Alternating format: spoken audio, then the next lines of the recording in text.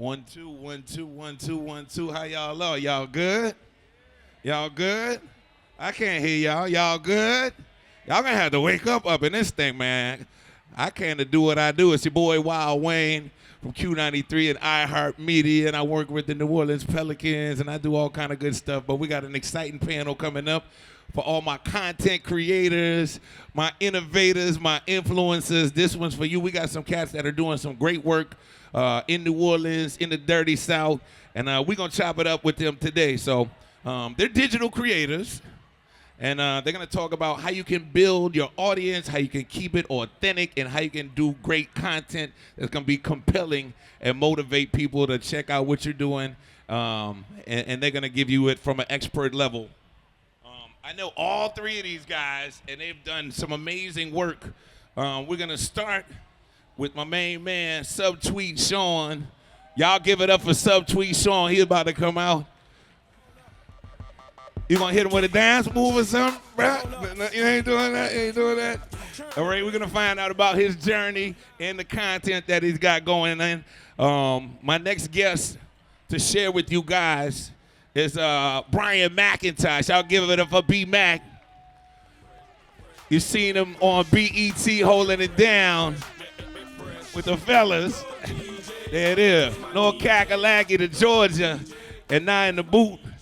And up next, this guy is setting the world on fire, doing his thing in a major way. Y'all give it up for J.J. Simmons. We see, where the spoon at, son?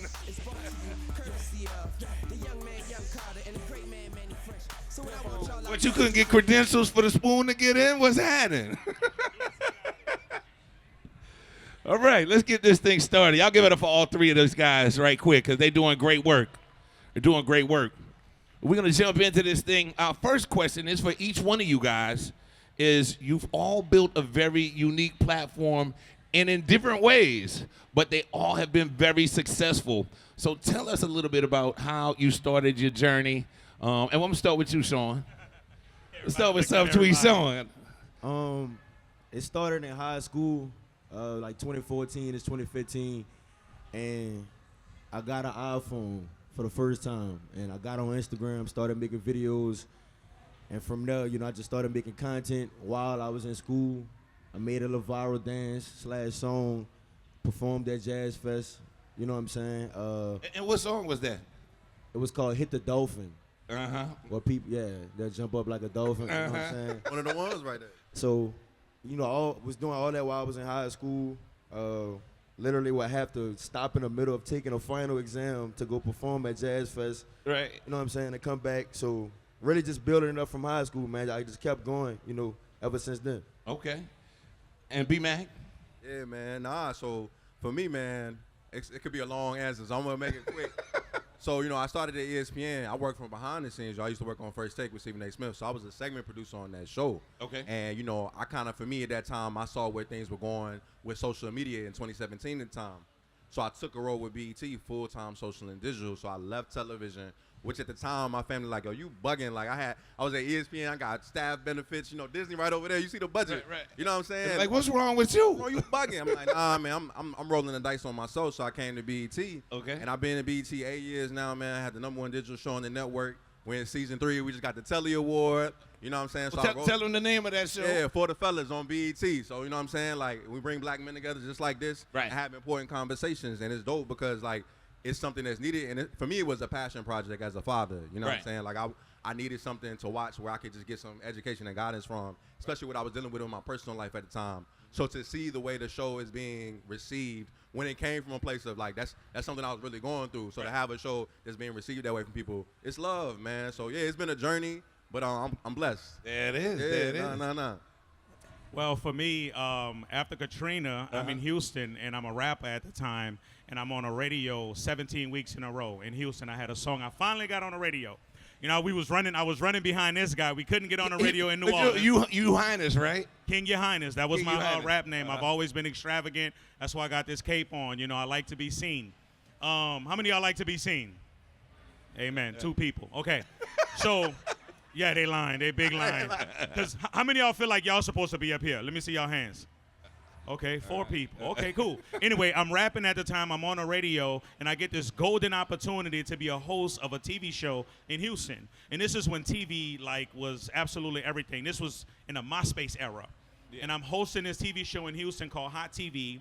And a guy put a mic in my hand. Shout out to Malik Rashid. I didn't know I can do that. Right. And it changed my life. It changed my life because God began to teach me that it wasn't about me rapping. It was about me developing my voice, that my voice was my gift. Mm-hmm. And I started hosting TV shows, and I realized I was very great at it.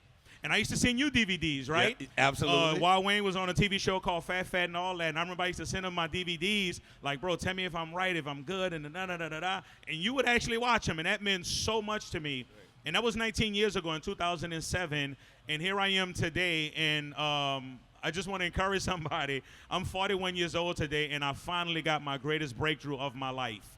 So I just want to encourage y'all to be consistent. And here I am today in New Orleans. I have a podcast called New Orleans on Fire, and it is literally on fire by God's grace. And look, I'm gonna just add something to that real quick, just to piggyback what he said. New Orleans on Fire only popped off in January. December 26th to be exact. Right. So like the first week of January, last week of December, and it already has a huge following, not only locally but globally, through the power of social media. Last September, I was working at Cafe Du Monde in tears because I'm like, what is going on with my life? My last job was in 2005 at Cafe Du Monde. I was an entrepreneur for 20 years straight, hadn't worked a job, made millions of dollars in real estate. I used to send you property all the time. I'm popping, like I'm doing virtual real estate, not visiting the property. I'm talking about hundreds of thousands of dollars, and boom, I fell into a depression. I'm at Cafe Du Monde, 40 years old, and I'm like, what the hell is going on? Selling beignets. Begging for tips. So look, let me piggyback that, and I'm gonna come back around this way while you got the mic hot. So this has changed, and what you said is kind of a perfect transition. Like, you did television, you did some other things, but from a media perspective, you did television and now social media. This changes all the time. What has been your biggest key to success on your digital platform? As cliche as this might sound, it's about helping people. One of the things about with New Orleans on Fire is that I'm not the star. I'm making the people the star. So in the business world, there's a term called you have to add value. And I used to hate that term, but I finally understand it now because I'm adding value. And a lot of people, they want to be known, but they're not adding value. And I learned the hard way, and hip-hop taught me this, that the marketplace determines if you're valuable, not you. Right. Because you can feel like you hot, you sexy, you handsome, whatever, but if they're not buying a record, if they're not in love with the record, then it's not valuable. We don't see value. Right. So until the streets decide that you're hot, you're not hot. So for New Orleans on Fire, we interviewing absolutely everybody. I'm talking about people with 2 followers to people with thousands of followers. I don't care about people followers. I actually hate when people walk up to me and show me how many followers they have, because I've been that person that's trying to get on and nobody don't want to help me. So I'm very passionate and obsessed. A lady yesterday asked to she pitched herself to me. It was very interesting. And as I'm talking to this lady, I feel her passion. And I interviewed her, and she gave Kim cakes, and Vanna gave us all clothes. And she said, you know what, I'm going to be y'all stylist. But because of adding value, I'm obsessed with helping people. Now, B-Mac, how have you grown your audience on your platform as BET now? But how do you get a show that really resonates with the public and people love? How have you done it? That's a great question, man. Brick by brick, man. I always tell people that, man. Right, it's been a long journey, bro. So it was crazy as we're in season 3, but it hasn't been that many episodes. We usually get probably 6 to 7 episodes per season. So this thing has been able to take off a little fast. I think to what you were saying, it's like people are always worried about making it about themselves. For me, it was always about the show first. Right. This was a passion project of mine. I knew me and my friends were dealing with things, and I lost my father at 18, so I didn't have somebody talk to. So I'm in real life trying to figure this shit out with work, trying to be a dad. I'm like, I wish there was a platform where I could just get some guidance from. You know what I mean? So it came from a place rooted in just faith. It wasn't about trying to get clicks and views. It was never about that. It grew into that, which was dope, right? But that wasn't a purpose. It was something I believed in. And I think when you have a product that people can relate to, they're gonna genuinely, organically just rock with it. You know what I'm saying? So, you know, man, we got over 100 million views in these past couple of episodes. We won awards. It's BET's #1 digital show, but it was never about me. It was about the product. Okay. I'm just now starting to get more comfortable kind of putting my, like, being here with y'all. Because, like, at first I was like, it's more, I just more so want the product to keep growing. The show is not really about me. Right. And organically, people just started to rock with me, and now I'm here. But I'm still trying to get even comfortable in these spaces for real. You know what I'm saying? Because it was never supposed to be about me. And I think that's why people rock with it. It's like, all right, man, this is somebody I can relate to. You know what I mean? We live in an era where, like, everybody on social media, and it's like you can get lost in, like, trying to keep up with the Joneses and this false life. Right. You know what I'm saying? I think people rock with me because I'm relatable, bro. Like, hey, listen, I'm balling on the budget just like anybody else, brother. This is my homeboy that's styling me today, you know what I mean? B.O.B. This ain't no Gucci, you know what I'm saying? Amen, like, amen. I'm from around the way, you know what I'm saying? And I think it just naturally, like, connects with people. Mm-hmm. Yeah. Sean, how have you grown your followers, your audience, your numbers?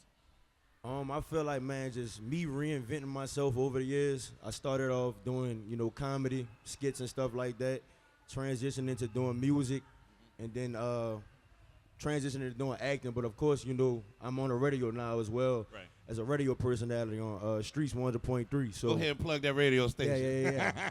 7 p.m. to 10 p.m. But just constantly reinvent myself, like, you know, not getting stuck into, you know, when I went viral in 2019, forget the gap. You know what I'm saying? Yeah. Just imagine if I just stayed like, yeah, I remember I did that in 2019. It's like you got to move on. You know what I'm saying? The internet, people go viral every day. Mm-hmm. So you can't get stuck on that one moment. You got to keep, you know what I'm saying? Keep going, keep going. Now, do y'all have any, like, hacks that you can maybe share with the public that's not proprietary that helps push your numbers? Like, are there certain techniques, a certain time that you post, a certain frequency? I don't believe in that. I used to, and that was part of the reason why I wasn't going viral.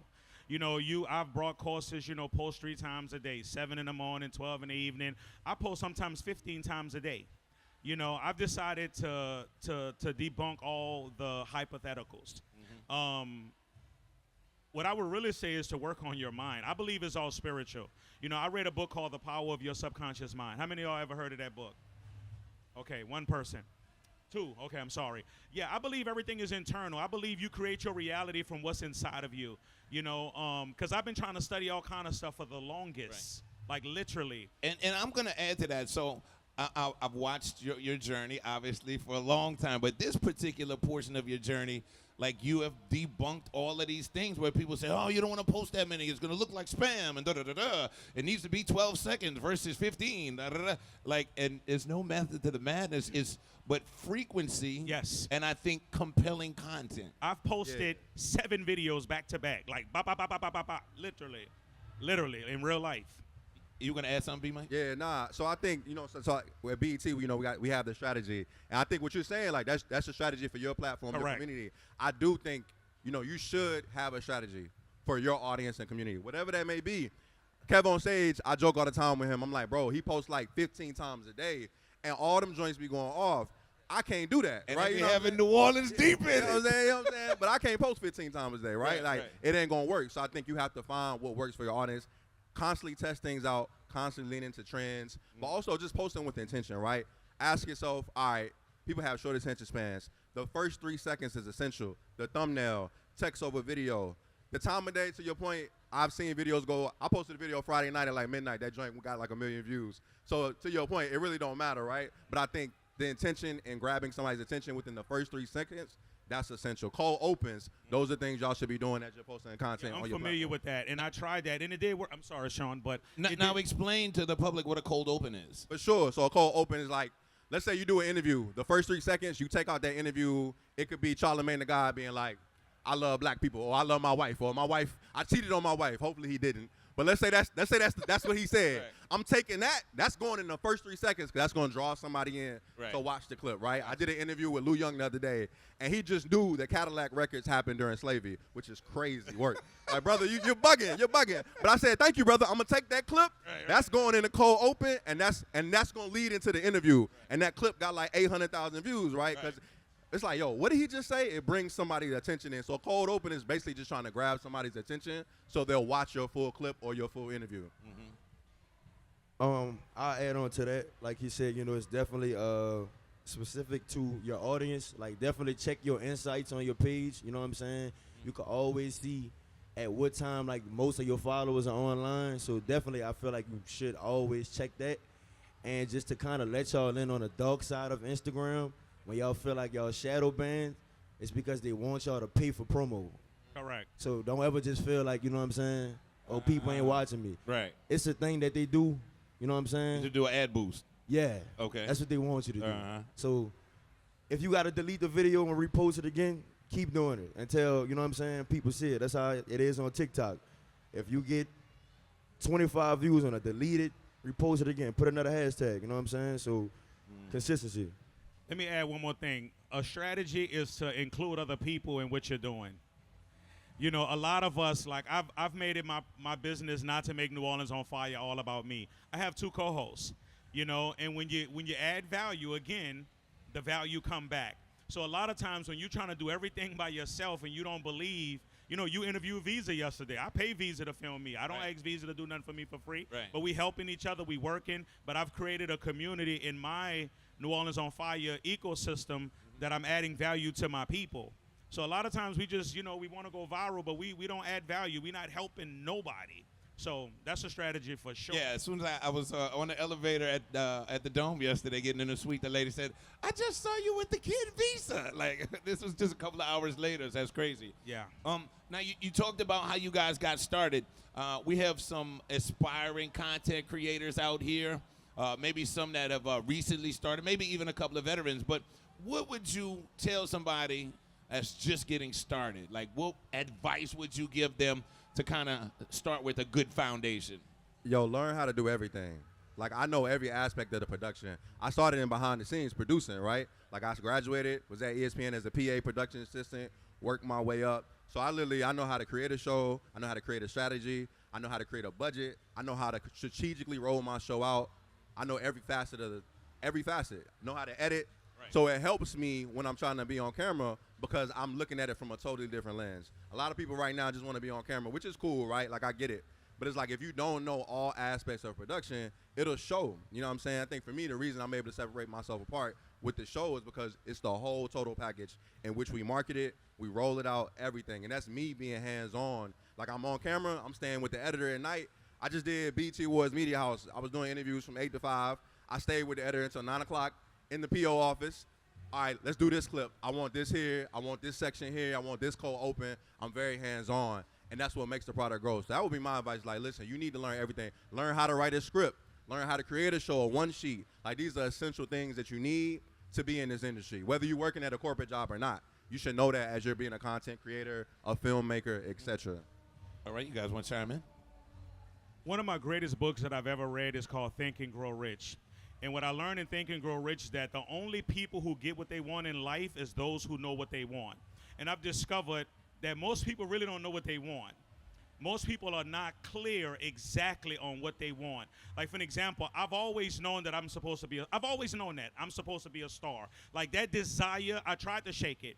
I tried to let people try to dumb me down and, you know, become more introverted. I've never been introverted. But what I've discovered about people, because I talk to a lot of people, you talk to them, and like the Bible says, out the abundance of the heart, the mouth speaks. So a lot of people, they claim they want to be viral, they claim they want to be a star, but if you talk to them, there's reluctancy, there's hesitation. They're not convicted about what they want. And I've discovered that a lot of people, one of the things Think and Grow Rich says, it says that a burning desire is the beginning of everything. And a lot of people just not obsessed enough. A lot of people, desire is just not there. You're not crazy, radical, and clear about what you want. No, November 26th, I'll tell y'all a story. November 26th, I sat at the lake. They got a lake here in New Orleans, and I wrote down 10 times. I write my goals down every day. I am rich and viral. 10 times. 30 days later, I was rich and viral. There it is. 30 days later, December 26th. Intentionality. Listen, intentionality. I was clear. You got to get clear, and I know a lot of us have heard that, but you got to get so clear. Your mama, your baby daddy, whoever you in love with cannot negotiate you out of your conviction. All right.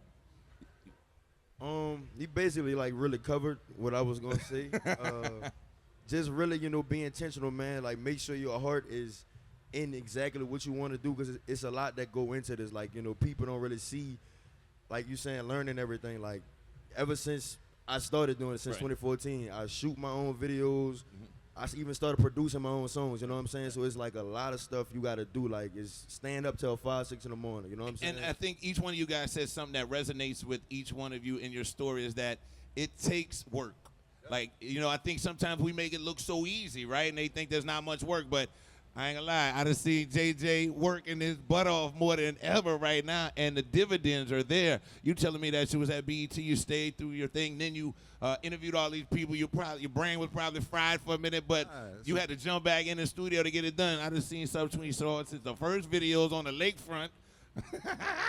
Doing their thing in college rooms, doing the Get the Gat, which went viral with LSU. Now he's on the radio, but it's a lot of work involved. If you think that is easy, this probably not for you. I'm just going to tell you. And get a good team around you, man. You got to get a good team because you cannot do it yourself, although we try to, and I know sometimes you have to take it upon yourself to make things happen, but get your own stuff straight and then get great people around you. That helps it make so much easier. Nah, that's a fact. Heavy on the team, and I just want to add one point. So Drewski just hosted the BET Awards. That's a social media amazing. That's a social media influencer. He started at that, and now he's grown this into a brand. I literally just did this interview with Lou Young, Mojo Brooks, and Kev on stage. It's like, listen, if you can create a following and get people to follow you on these platforms, find you something to sell. Find a community that's going to follow you wherever you go. Drewski is now, he is a broadcast channel in his own right. Like, he is a TV channel on Instagram. He has created that, and the BET Awards gave him a crazy bag to bring him on to the award show. How much? And that was the most. That's the most watched award show we've had since 2019. And high production value. Exactly. Yeah. But it's because the people that follow him, his community, they came with him to the channel. So all the influencers here, like, I advise you guys, like, you guys are your own brand. You're your own TV channel. You are creating the algorithm. Like, find you a way to build your community, sell something back to your community, and they're gonna invest in you, like, because they believe in you. We about to wrap this up, but I just wanted to give a shout out real quick to my girl from BET, Ashley Monet, who used to be on my show, and she works so hard. New Orleans product from the West Bank, but she's amazing. I love when she took the jump. She leaped off the porch, said, I'm going to get it, and she has definitely got it, so big props to her as well. But I need y'all to give it up loud and proud for Subtweet Sean, for B-Mac, for J.J. Simmons with New Orleans on fire. And I'm Wild Wayne, and we wrapping this one up. Thanks, everybody, for sitting through this, man. Good stuff right here. Good stuff. I hope y'all learned something today. Suede, baby.